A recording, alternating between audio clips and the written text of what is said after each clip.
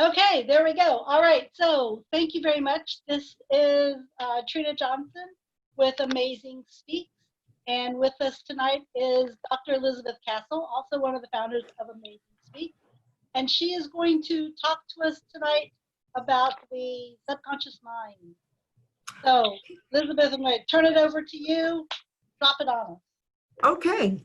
Good evening, everyone, and thank you for coming in. I talk to us tonight about the subconscious mind. We want to know first the difference between the conscious mind and the subconscious mind and why it's important, especially that we want to be speakers. Okay. So the conscious mind is our awareness, our knowing, where our frontal part. Our subconscious mind handles our memory and our remembrances. How would that affect the speaker? How would we balance the conscious mind with the subconscious mind? Say, for example, you had a bad experience in speaking or doing anything.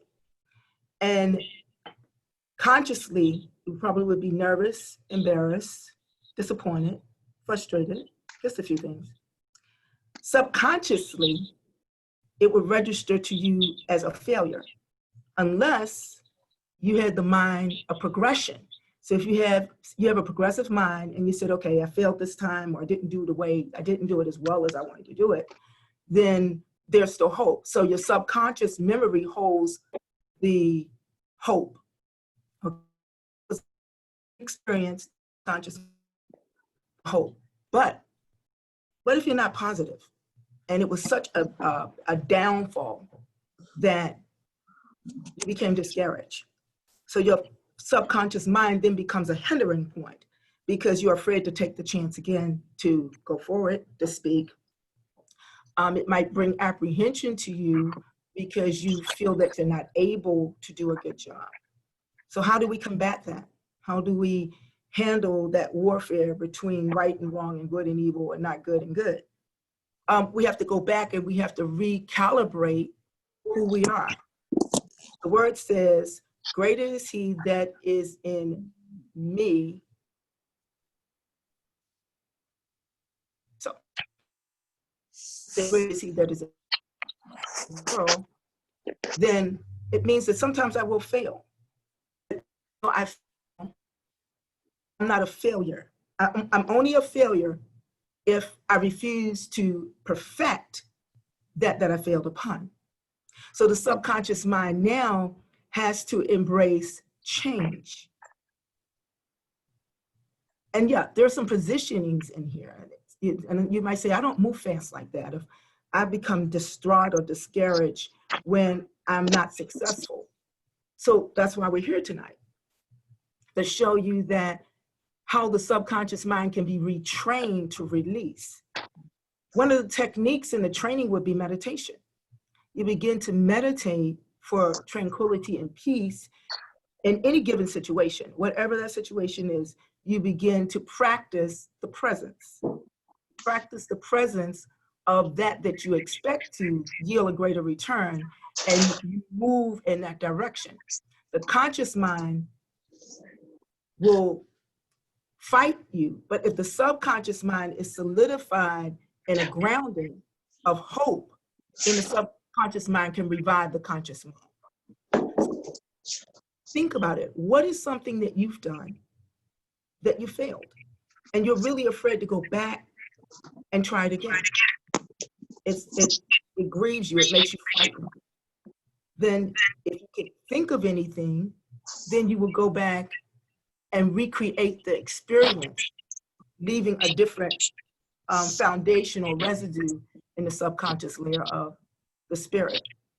So we have any volunteers that want to talk about something that they might not have succeeded in, and it's in their subconscious mind, that their subconscious mind it causes a hindrance from them to step from one level to another level.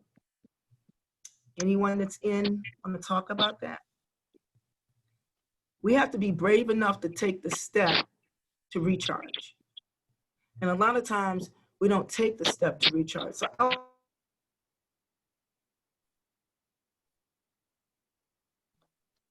So consciously, and just know I have, Trina knows I have challenges with my eyes. Megan knows I have challenges with my eyes. Anyone that knows me know I have challenges with my eyes. Mhm. So if I can't see something, my pride might get in my way and would stop me from asking someone to help me read it. So that subconsciously, what blocked me from asking someone? It was my pride.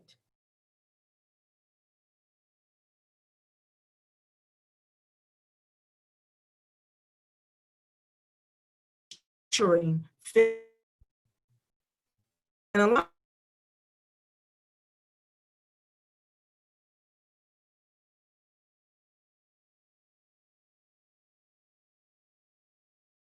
every time you in your subconscious mind, and you're solidifying and approving the doubt. You strive to overcome it. And in overcoming that, you have to begin to address that fear. You have to begin to address the spirit of pride.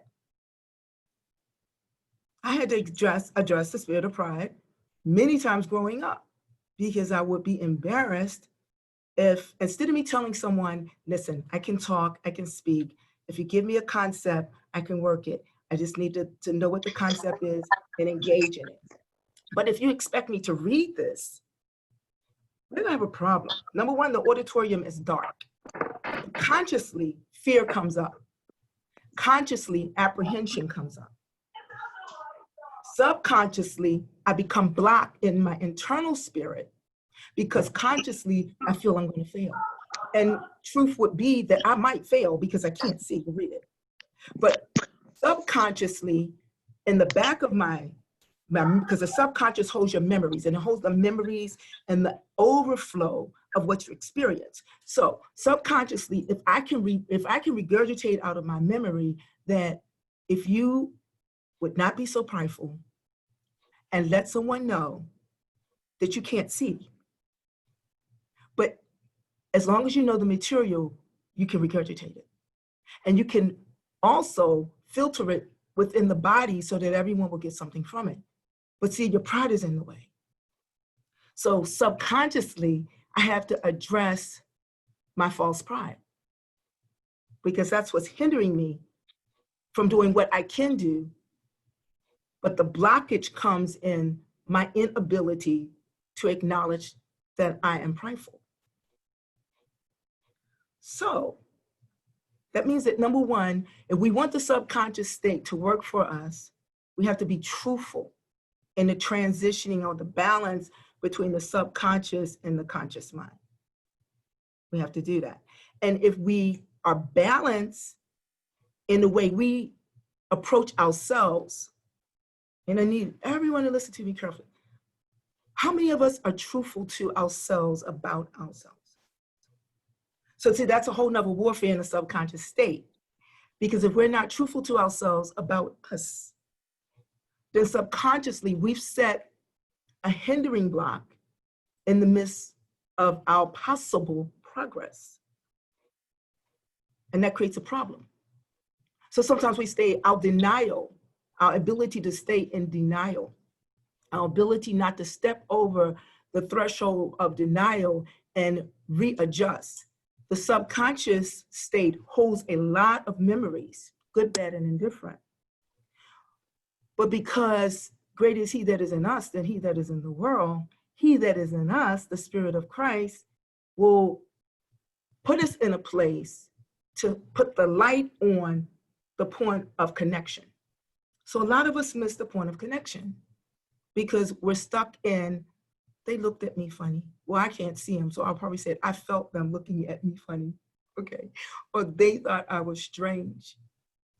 Again, you're feeding back to the subconscious negativity. You're feeding back to the subconscious doubt, fear, and apprehension. In order to release it, We have to convert the way that we're processing and thinking. And that looks like sometimes we have to go back and redo what we've done. Comments, questions, statements, thoughts. The board looks a little different to me because I see people at the top and I see Torka in the middle.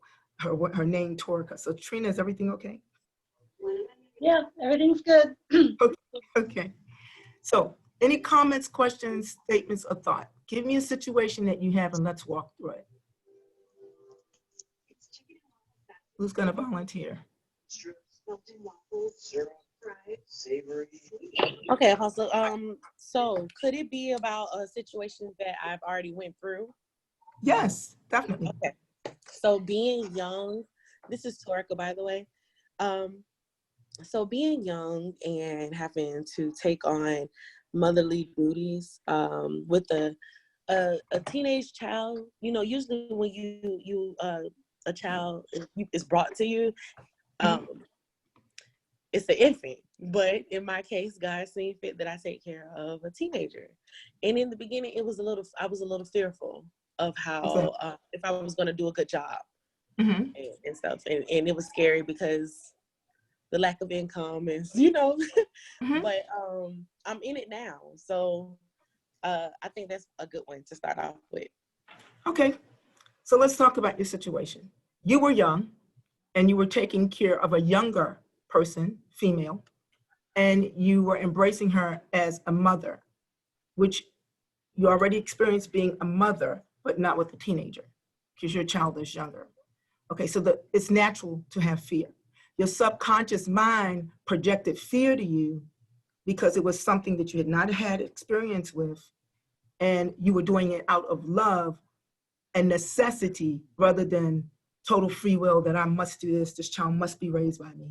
Okay, so we have all these variables. How did you overcome the fear? I'm sure the first time you had an incident, it might have been a little overwhelming. But as you were progressing to establish that relationship, you being mom, she being the daughter, and it's somewhat maybe 10, 12 years between your age difference, which is kind of close. You had to learn to go through trial and error. So let's work this out together. How did you work it out? How did you go back the first time you had a conflict? First time you had a conflict and you felt it was a little overwhelming, how did you go back to recondition your subconscious mind? Because at that moment that it became conflictual, it was a challenge. And these are things that, you know, we're talking about Amazing Speaks. We're looking for people who want to speak, people who have a story to tell. And when you experience the story, you become your own superstar because you know the story. And so you take your livelihood, you take your expressions that you've experienced through your journey, and you begin to empower people by the things you learned. So now you find yourself 10, 12 years difference in your daughter's age, and you're raising her, but the first time you didn't agree. How did that affect you, Torka? What were some of your experiences what were some of the emotions that you experienced? I took it as, you know, honor. I felt honored by God that he seen fit that I do it. And like I said, fearful before, but it definitely helped me grow. I felt a sense of maturity for myself. Things that I was doing previously, I stopped because she came. And did you hear my question? You're giving me outskirts. I'm asking you a direct question. The first time you were challenged with you two not agreeing, how did that affect you as a mother? How did that affect you feeling that you were able to be the mother? Because technically, the subconscious mind triggered failure. Your conscious mind discovered conflict. Your subconscious mind embraced failure. Right. So, okay. What were your feelings at that time to get back to a balance so that you could really address the situation? Renisha has a question. Okay, hold on. Let's finish Torka. Okay. So if I can remember, so the first time we got into like an altercation or disagreement, it was as if God just gave me what I needed in that moment. So I really didn't even think like about the fears. Just I went forth and knowing, what I needed to do in that moment. Okay, so this is what happened. You said God gave you courage. So you triggered, because of the knowing in your subconscious state that his grace was sufficient for whatever you were going through. You believed enough in his reassurance that you could recapture the moment of being positive. You following me? You're following me, Torka? Yes. Okay, so you reinforced yourself. So that's one of the attributes that we have to do. We have to find a place of knowing. When we are, when our subconscious mind triggers that we're going to fail or we're not able, we have to find a place of knowing in that situation. So you found a place of knowing. Your place was spiritual.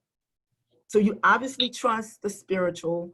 You moved in the realm of faith. Now faith being the substance of things hoped for, the evidence of things not seen. And you were safe in that area.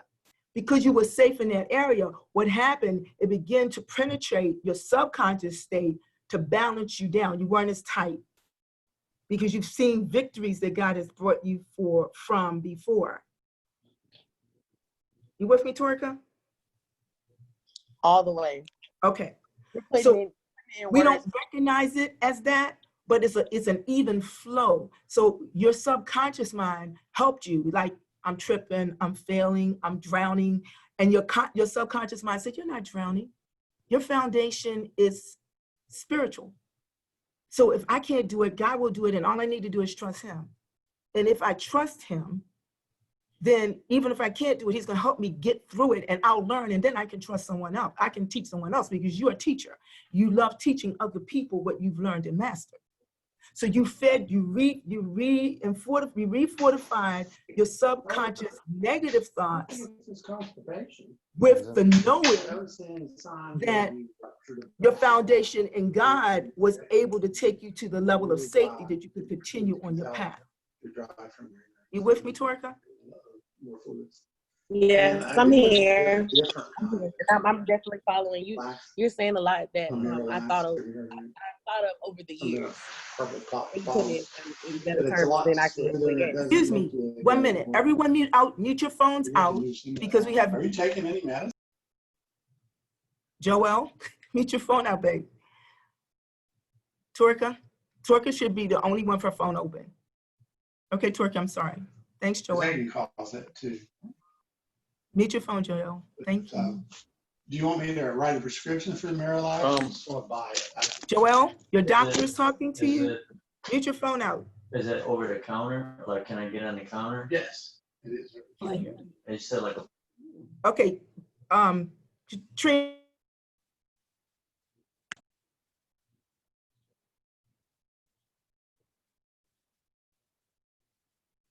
Oh.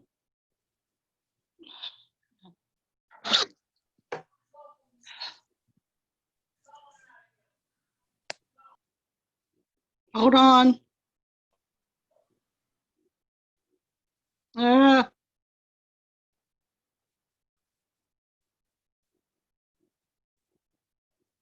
You had a question.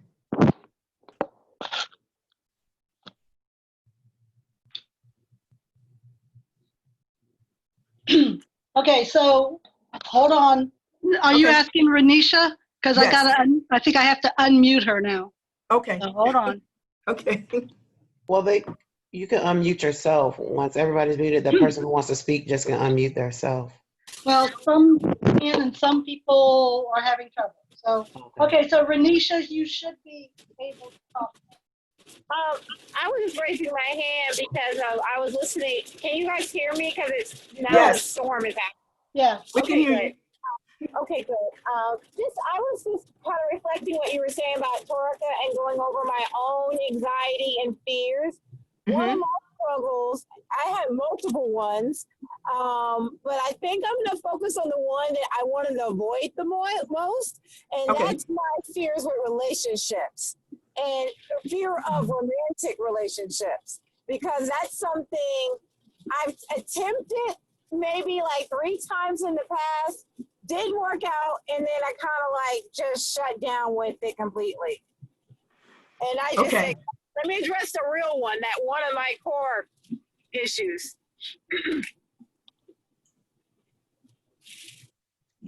Can you hear me? I can hear you, Renisha. Go ahead. The core issue.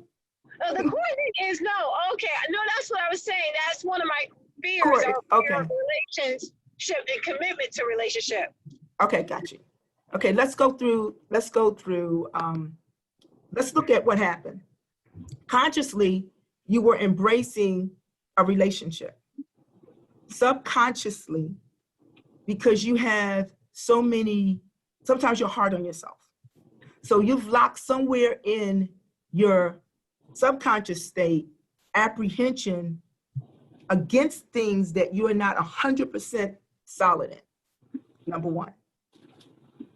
Anytime we enter a situation where we're entering with a handicap, it's like me entering any situation where I have to read, it's a handicap. Unless God gives me the zoom the page to understand what the page is saying, or I can hold it to my face real quick for a couple of seconds and absorb it. But even in that, I have to know that once I read it, I can absorb it and trust him to spread it. With relationships, because you have not a great self-esteem that's already reflected in your core, because you believe that you're gurky, you're different, and a lot of times people don't like the difference, okay? You had not eradicated those attributes. So I want to be in a relationship, but who would want to be in a relationship with me? So in your subconscious mind was fighting against you even before the possibility of the relationship was truly developed as a possibility. Are you with me, Renisha? Yes. Okay, so that's handicap one. Because you are a positive person, the next negative thing would be if you received any vibrations from that person that felt they weren't in total agreement with you. It would only reinforce your negative opinion of yourself and maintaining a relationship. So your issue you would have to go back and you have to foundate a new consciously. You would have to foundate your worth, your self-worth, your ability to overcome your challenge, and your willingness to do all of that. You have to refeed your subconscious state. Now, how would you do that? You say, okay, I'm at the point of getting a relationship. They're getting ready to ask me to date them. And I've got all this garbage in the back of my subconscious mind. So on the surface part, you're going to begin to look at yourself. You have to be really 100 with yourself at this point. And that might look like, I'm going to be honest with this person. These are my negatives. And you might not really want to say that, especially on a first date, but you find some way to either find comfort in your negatives so that they don't hinder you, or you set ground rules from day one. And that depends on how you relate to this person. You following me, Renisha? Yes. Okay. In the process, you're learning how to elevate yourself in the process, which means that you don't stay stuck in a place long anymore. You look at it, you review it one way. If it doesn't work that way, you review it another way. And doing this process, you're reconditioning your subconscious mind, because where you were stuck and say, well, is this going to be this way? You don't do that anymore. You start having variables. Well, it could be this, or it could be this way. In order for it to be this way, I have to deal with it this way. So the fear will eventually go away once you start seeing the success and how relationship is unfolding, and you start feeling more confident. There might be one person that you might try that particular procedure with because you like that person and you get along with that person, so it's easier for you to communicate with that person. And this would be a great story, like if you're giving a speech about self-confidence. You know, you take the experience from you being rejected, or you feeling rejected, or thinking of being rejected, and you talk about how you walked through the brokenness and recondition the subconscious mind, because the subconscious mind is going to hold, just like, you know, I can't see. And so my subconscious mind is, don't trip, girl, don't trip. Okay, don't fall down. All right. So my subconscious mind is studying saying this to me, and I'm saying, okay, you got these heels on, you know, you don't know where you're stepping. I have to go back and tell my mind, you're gonna walk safely. Count your breaths, feel the air around your space, see if you're too close. So and going into your situation, you would say, okay, you passed road 1. You haven't completely shut down. You're still feeling good about the relationship. You talked about a few personal things, and I'm not tripping over my feet here. Because you're spiritual, you have to, and you're sensitive, because you're spiritual and you're sensitive. You have to make sure that that doesn't trip your subconscious mind up, because you jump the gun sometime, and jumping the gun means you believe a thing, even if the thing isn't true, because you've experienced that thing and that thing seems similar. Do you follow me? Renisha, you still with me? Yes, I found you. Okay. Can you hear me? Yeah, I can hear you. So what you would do at this point is check yourself before you wreck yourself. You know, say, I'm not going to put booby traps in my way deliberately. I'm going to count every step as a real step until I get through the full step and be able to praise and say, I won. I'm not going to say, oh, I'm going to mess up. It's because your subconscious mind wants to work with you, but a lot of times the conscious mind works against the subconscious mind because of old bad habits. So here lately, you've been improving because you are more aggressive and taking new steps without remembering the failures from the old steps, and you're able to process off of the new steps, new codes that goes into the subconscious mind. So now the subconscious mind becomes refortified, and these are kind of things that you could talk about in a speech, and overcoming people overcoming fear, which you've done, people overcoming low self-esteem, which you have done, because you reprogrammed your subconscious state.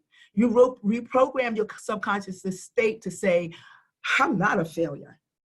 I can do this. Not only can I do this, people get excited about me doing it. So you become a great speaker. And see, you guys that are looking to be speakers, you become great in that you've overcome. You become great in that experience that you have embraced as a win-win instead of a failure, or kind of wavering between a line. So it's all the process of releasing those memories. Remember that the subconscious state does not give thought the way the conscious state gives thought. The subconscious state gives progress and process according to what the conscious state has delivered to it. The conscious state is the leader. That's your awareness, your knowing. The subconscious state are your memories. And sometimes your memories can become so frightening that they make your conscious state freeze. It's dangerous. So you come into a place where you're starting to trust that I am able to change my subconscious state. I am able to change the way that I react. I am able to understand that what appears to be a failure is just an opportunity for a learning lesson. So I don't take it in my subconscious state as a failure, and it regulates my whole internal body. What it does is just give me another shelf to file in my memory, which is going to be in my subconscious state, but it's not a memory that will devastate me. It is a memory that will investigate reasoning. Renisha, you with me?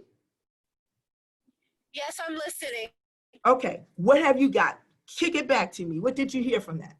What I heard from you, what I heard was more about that subconscious and those memories, and how over time I reprogram my subconscious by just working on myself, doing the challenges, putting myself out there, facing the fear and just doing it and going for it and working on it. I reprocess it, everything you said was accurate. I reprocess it, I assess it, and I learn from it. So in a way, because I'm reprocessing it and learning from it and reframing it and going forward, it reprograms my subconscious so that the memory doesn't hold me back.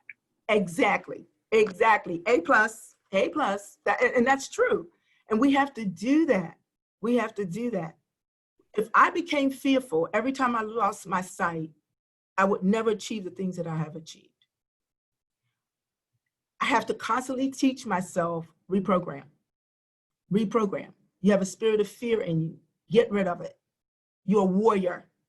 Warriors don't fail. So warriors continue to reprogram themselves so that the weakest part of us becomes a foundation to build new thoughts.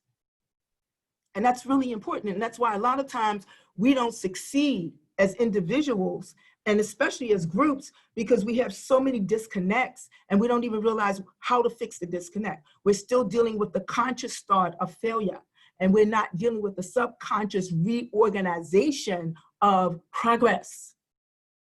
So it makes a difference. Thank you, Renisha. You're welcome, and thank you. You have anything else you want to say? No, that gave me a lot to think about and reflect on and take notes on. Okay, solid. Anyone else tonight have something that you want to share? Yashika had her hand up, so let me Okay. see if I can find her. Okay, Let me see. Where is she? you're on your own, Trina. I can't see it. I know. I'm trying to see if she's still with us. I'm still here. Oh, there you are. There she Okay. is. There she is. Hey. Hi, Good Shika. afternoon. Hi, Apostle. Hello, everyone else. Renisha, Rashida, Joel. I can't remember. And my the partner name. is Sorry, Trina. Okay, and Miss Trina, and I think I saw Javonda. I'm listening to what everyone is saying and what their fears or apprehensions are, and of course, I think I have many to overcome, but one that stands out for me now, just in the realm of what you're speaking on, would probably be failure of success. That's I a feel big one, like she. the sacrifices that I make in order to propel myself, I'm not where I want to be, and I don't see myself getting there anytime soon. So, and I look at my age and I look at where I am, and I think that's a fear for me. That is definitely a fear. I feel like I've invested so much that I should be further. Let's look at this. Okay. I know how old you are. You know how old I am. Okay. I'm hitting 70 hard. I've had those same fears, especially because of my eyes, especially because I have to depend on people sometimes when I really don't want to. So my subconscious will tell me, you are failing. You're getting weak. You can't do it unless someone else is here. So I have to reprogram myself to say, we're gonna find a way for me to do this without someone being here. Now, if I come to a block and I really need someone to assist me, then I have to reprogram again, going back to the pride. How many times, and you know me, you're like one of my daughters, and my daughter is one of your best friends. So we know each other.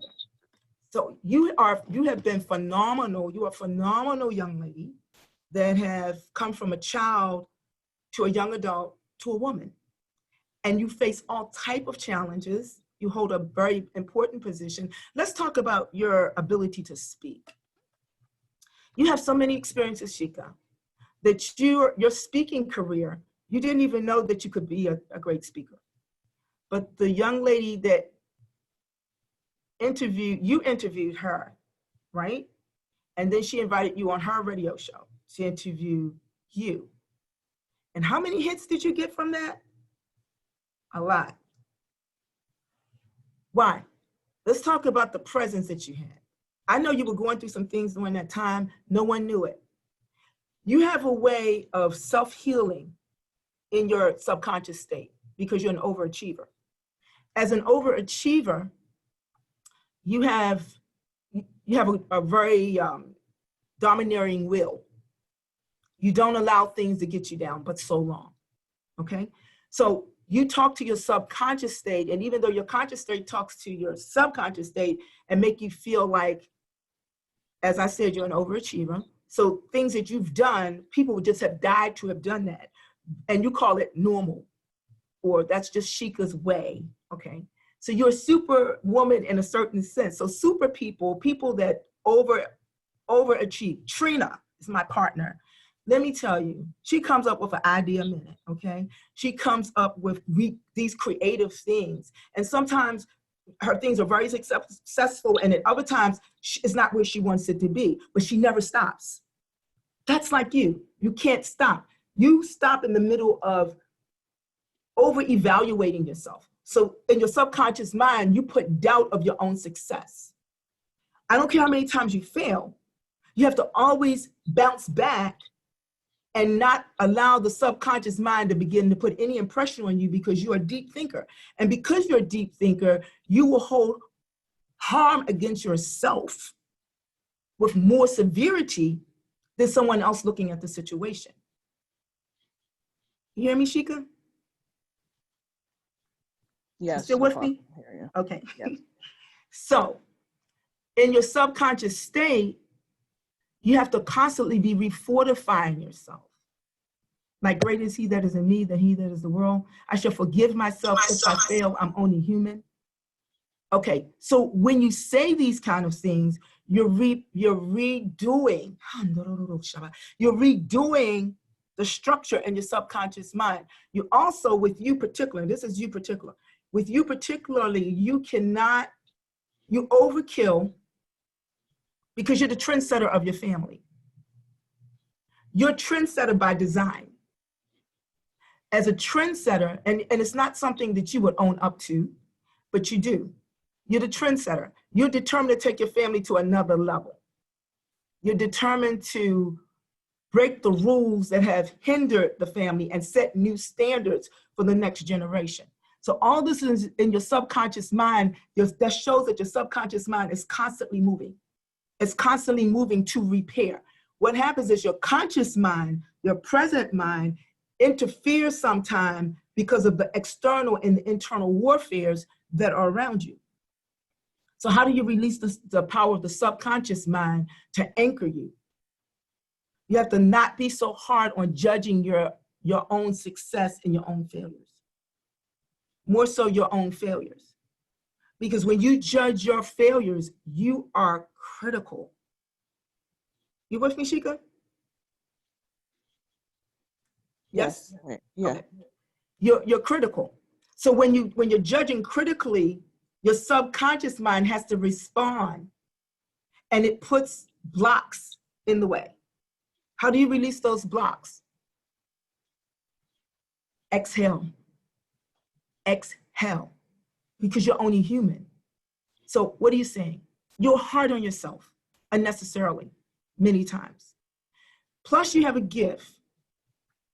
And your gift, sometimes you override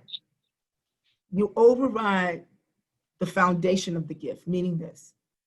Your gift will help you to balance out, but because you're so hard on yourself, you hinder the gift. You have power over whatever comes out of you. You have power over whatever is in you. Subconsciously, the release of that power that is in you, or what comes out of you, must be balanced with your divine truth.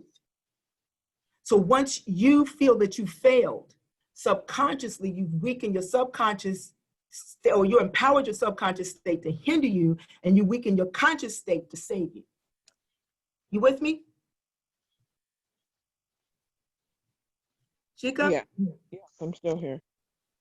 So counselor to counselor, you following me? I am. And when you would tell one of your clients the same thing. But a lot of times we're leaders, and it's hard for us to get it as fast as we need to get it and anchor it so that we don't hinder ourselves in the process. So take that, digest it, and process it. There's some great things that are going to come out of you. You would be a great speaker that deals with process of change. I want you just to think about that. Because there are a lot of people that you're really basically changing your generational platform by the standards that you have set. It's like you're setting a new elevated level for your family code. You're setting up new codes. So there's always going to be a conflict in the subconscious state because you have to eradicate all the things that wasn't good. And you have to create now new things or new experiences externally from the conscious state so that the subconscious state can see the feasibility of the upgrade. Shika, you with me? Yes. And I know it's a lot of responsibility, but you are able, you're capable of taking the generation to a new level. And listen, I heard something. So don't look at your immediate family and say, oh, I don't think I'm doing a good job. You're processing right, you're processing well, and you're improving as you go. I'm gonna leave that with you.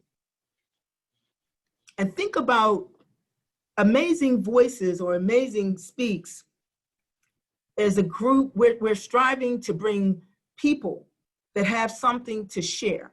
And anything that you have to share that will empower someone else is a great speech. For some audience, it's a great speech. But then that takes you dealing with the subconscious mind and saying, oh, I can't do that. Oh yeah, you can do that. And once you get into what you can do, you become that you do.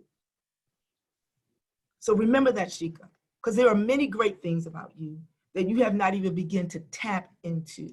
And one of them, even with you speaking on the young ladies radio show, do you know how many hits you received?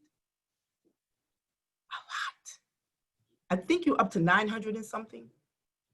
And this isn't a matter of days. It didn't take months for you to climb that. It didn't even take a month for you to climb. It didn't take 2 weeks for you and to do that. Look at how many people you can impact around the world with the experiences that you have.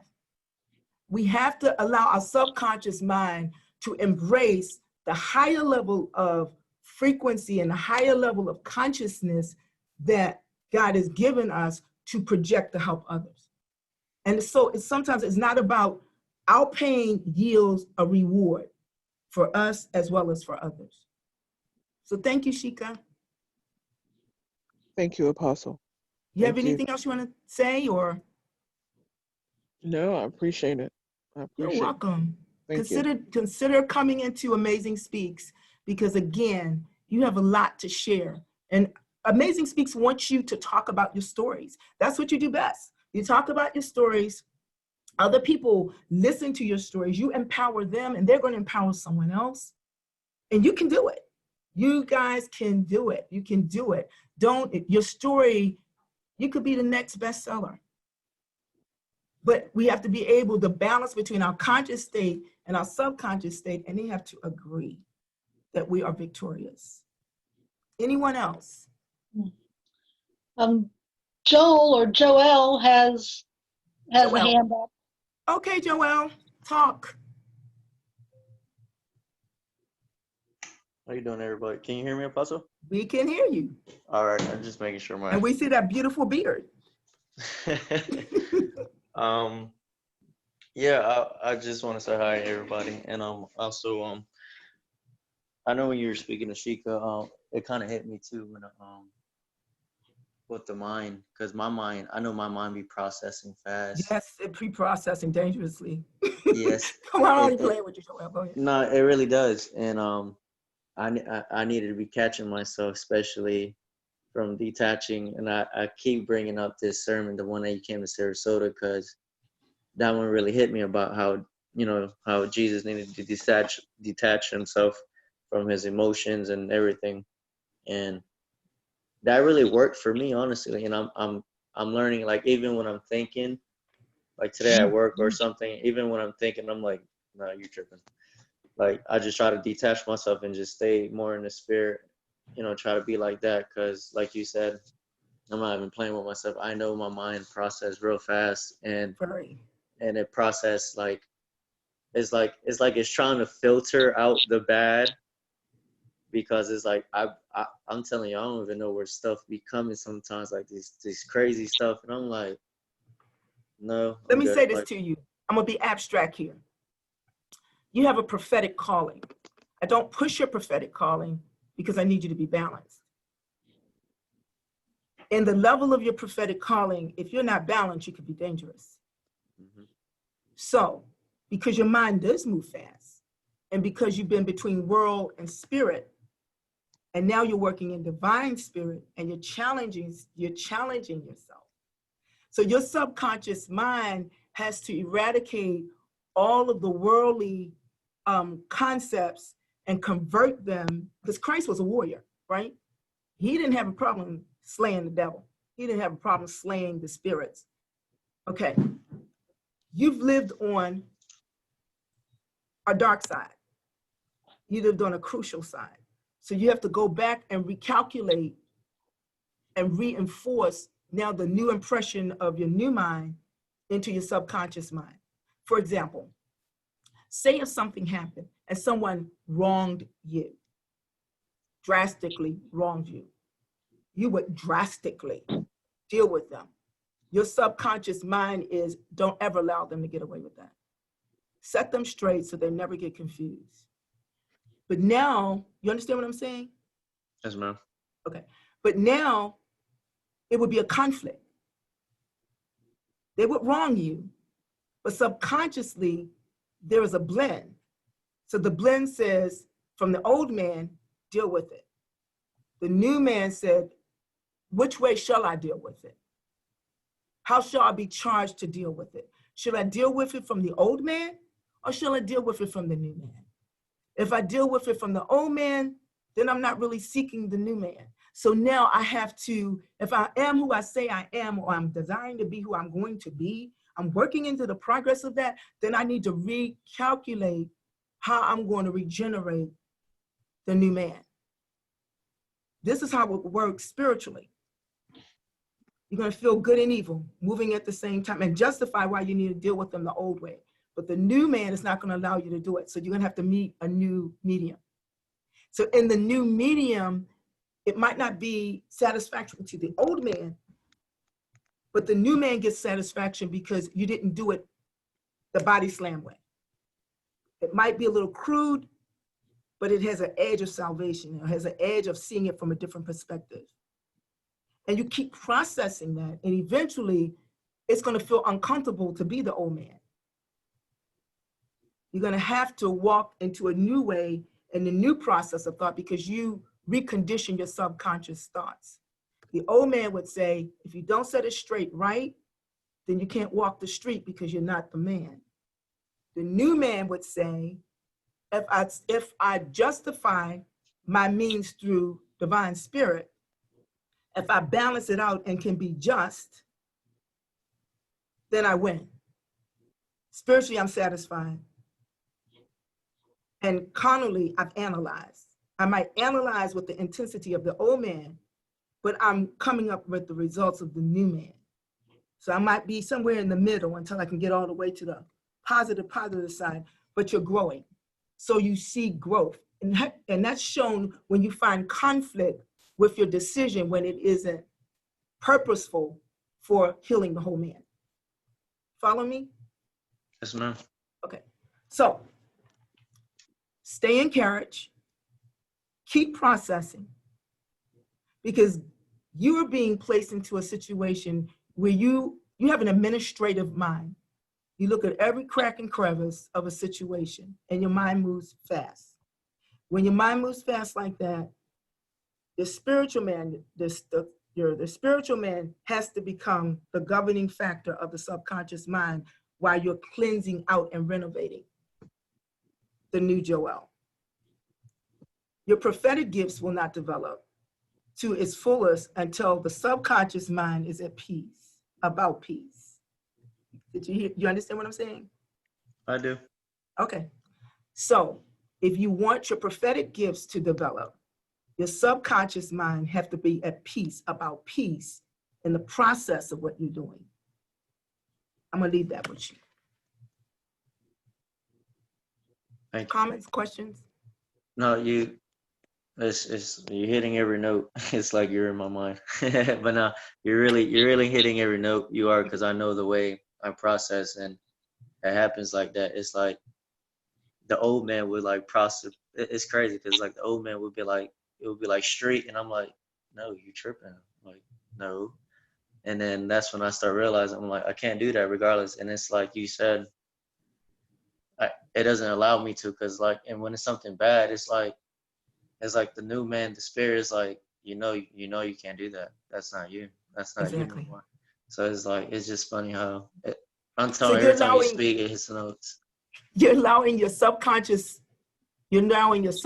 state now to become your anchor for foundational purpose, which is going to lead you into your destiny. See, you would be a great speaker on both sides. You could go in the street and pull people out into a right position. Also, I could see you in corporate America. And in corporate America, you could speak some of the techniques that you have from the old man now becomes renovated through the subconscious mind and is productive for the corporate America. It's a different type of strategy. So you be encouraged. And thank you so much for participating tonight. Thank you. Anyone else? Hi, Mom. Hello. Hi. Hey, it's me, Rashida. Hey, Rashida, how are you? I'm great. I'm enjoying Great. the topic. The one thing that I can think about as far as like an issue that I think is in my subconscious is fear in regards to the unknown about what God might do. I think I've had a little trauma with God and things that He's allowed. And I do believe I am a person of faith. But sometimes I feel like there are tremors in my spirit because of, I know that God is a wild card. And Interesting. no, I'm just like, I trust you, but God, you be on another level. Like, what you about to do?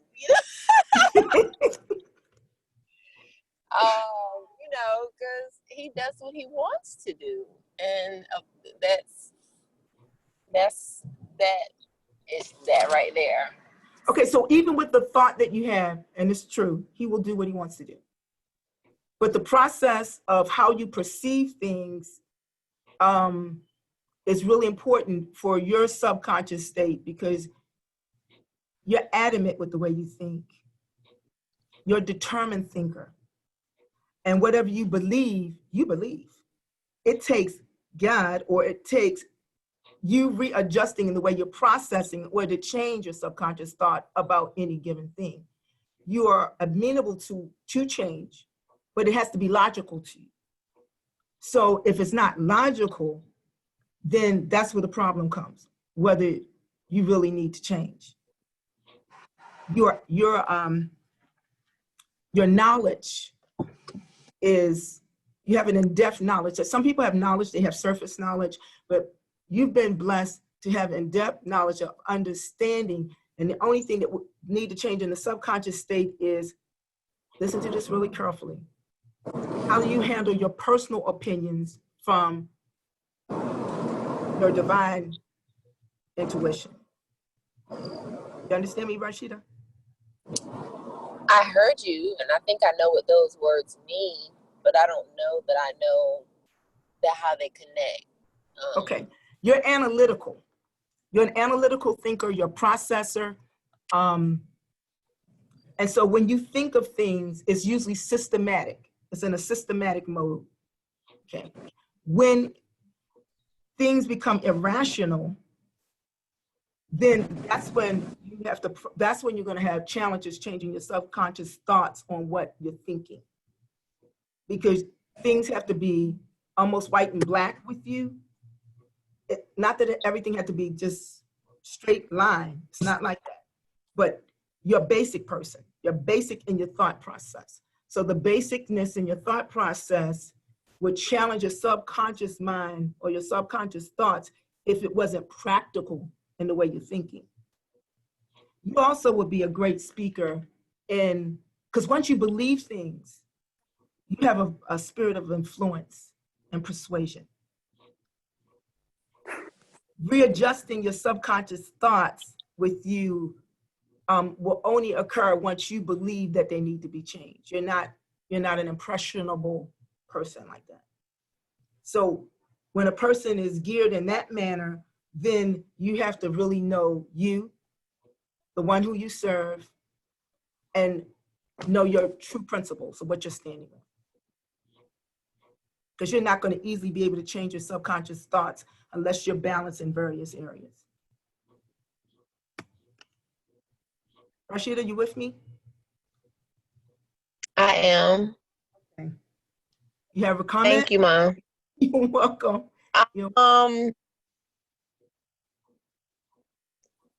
So I guess I'm just very logical and very systematic in my thinking.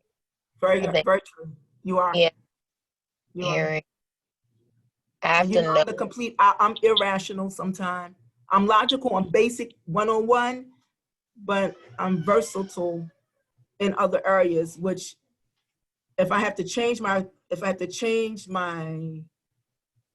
subconscious thoughts, then I'll have to change them after I correct my process of thought. So I have to put myself in a position where I'm processing logically so that I can change the thought. Because if I don't feel it's logical to change that subconscious thought, I won't change it. I believe, say for instance, if I feel someone is unjust, if I feel that someone is not fair, I won't change that subconscious thought until I get into the analyzation of why they're not fair. Why do they feel that way? So consciously, I'm at a place. So I have to come somewhere in the middle, and I have to hear my intuitiveness, I have to hear my prophetic, I have to hear in order to balance down what I need to change. Sometimes I'll just say what I need to change because I'm stuck here. So you tell me how to think it, let me process it if I want to think it that way. And I did say that way, and that's wrong because once you know that you're supposed to be changing the process, you're supposed to change, but I need to process why I even need to think the change. So it's important that we know ourselves. If you become more powerful when you understand your own makeup.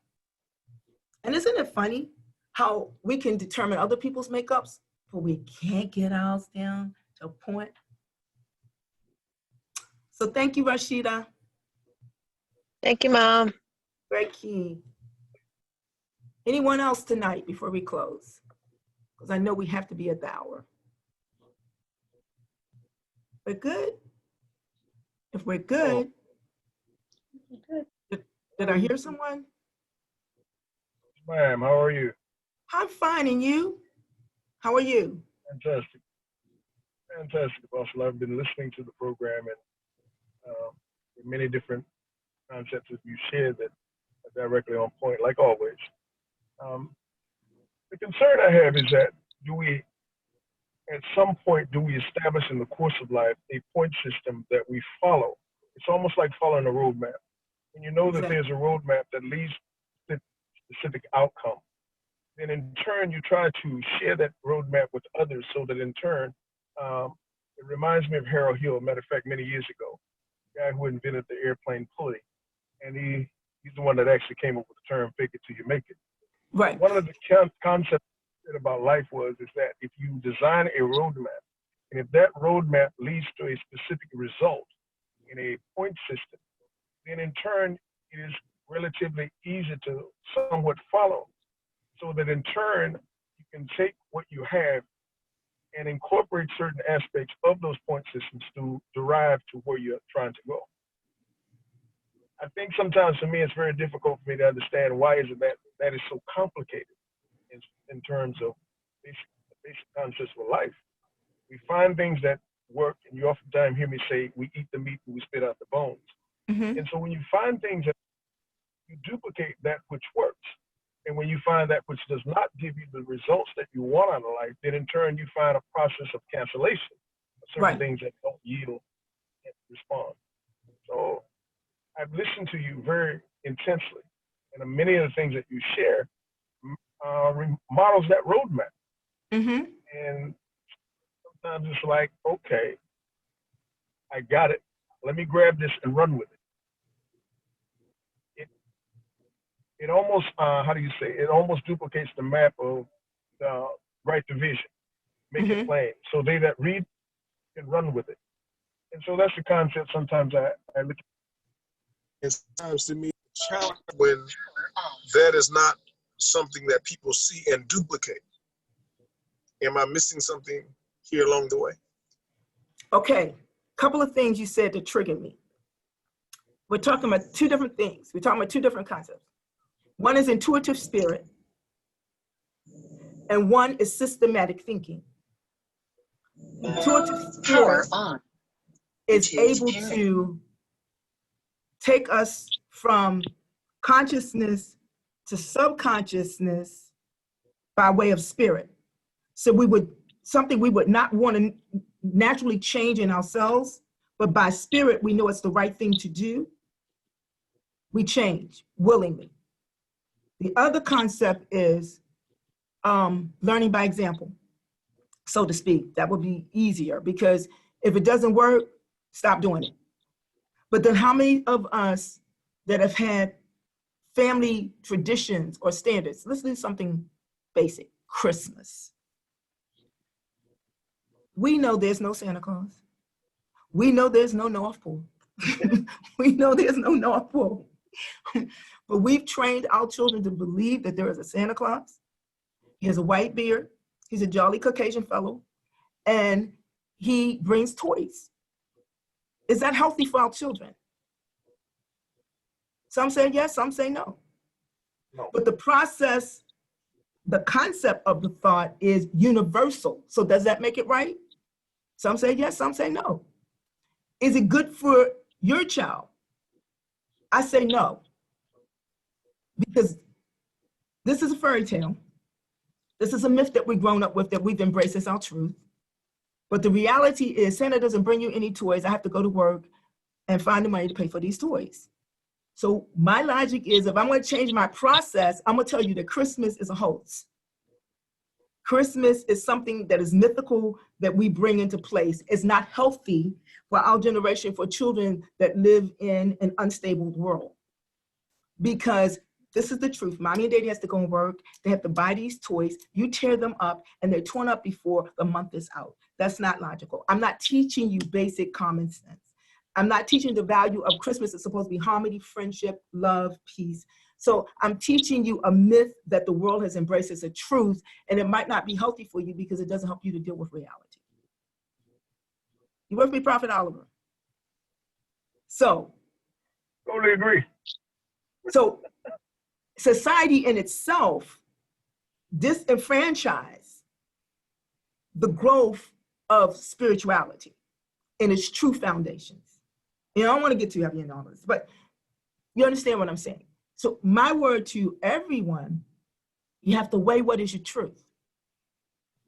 The greatest vision for some of you, and Renisha, you really need to think about becoming a speaker, because you have so many stories to tell. Oliver, you're another one, because you have so many, and you have logic behind your stories. But we have to learn how to readjust ourselves. This is the whole thing of the lesson tonight. We have to learn how to readjust ourselves. If we find that we're falling in a hole from the system that we're using, it would be insane to keep using that same system. But how do we change that system? We have to process that system through divine mind. Greater is he that is in you than he that is in the world. And this is not a spiritual lesson, but it is. But the concept is grounded in spirit. So a lot of us can't even see when we're wrong. We don't know how to say we're sorry. Some of us have manipulative spirits and we're cool with it. We're smooth with it.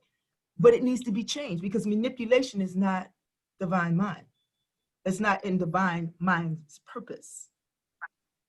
Some of us can't go forward in our dreams. Why? because we're stuck in a place in our subconscious mind that trips us up and stop us from taking the next level up. So we have to come into this place. Yes, I have limitations and I have to deal with the limitations that I have with my eyes, but as long as I have a good team with me, I have no limitations. So we have to come into this place that, what are your dreams tonight? What are your ambitions tonight? Where do you want to go to your next level in your own career? What do you want to do? And some of you should be speakers. Some of you should be speaking about the testimonies that only empowers you. Look at Rashida, look at Renisha. Renisha normally is very timid. But now you've noticed that Renisha gets on Facebook. She does Facebook Lives. She talks about eating the right things. She talks about exercise. She shows her body. When I say not that she's, when I say she shows her body, she's not afraid to say, I'm a little heavy here. I tell you, watch me in a couple of weeks, you're going to see it shed off. She can empower someone. Some of you need to be telling your stories. You need to be so encouraged that you change the subconscious thoughts that you're not able. I could never do that. Yeah, you can. Megan do all kinds of things that she thought she could never do. I remember telling her, little girl, you're going to grow up and you're going to be phenomenal. Because the kids used to pick on her and they would make her feel bad. And it hurt my heart. But I said, she'd have to realize this herself. So I would tell her. She started believing it. And then, the circuits that we associate with are different levels and different circuits. And then she would go out with the senators, or she would go out with the congressmen, or she would go out with people that were important. When she was like 13 or 14, it changed her whole outlook. So then I would have to say, Megan, forget it. I'm your mama. Step down. You need to change that subconscious a little bit more. So then she started saying she had a different attitude, a different position. Because she changed the way of thinking she was not going to be anything to now that she's a super queen. And I have to say, step back, baby, step back a step. Listen, we are here, Amazing Speak, to help you be amazing in the speeches that you give. You have to believe in yourself to go to that next level. You have to open that door for yourself. You have to change the way you think and process to reach the levels of excellence that you desire to do. So that's my spill for tonight. Everyone has asked their questions, correct? I'm going to turn it back into my partner's hands, Trina. All right. Well, thank you very much. Very cool. If you are interested in Amazing Speaks, you can check out the membership at www.amazingspeaks.com. And we would love to welcome you into the group. So that is it. We're going to stop the recording. The recording will be posted tomorrow in the Amazing Speaks member group and maybe shared in a couple other places. But we really, really appreciate you jumping on. And, if you have any questions, reach out to Elizabeth or reach out to me. And we really appreciate you. So you guys have a great night and we'll talk with you later. Thank you, Trina. Thank you, guys. Be blessed. Likewise.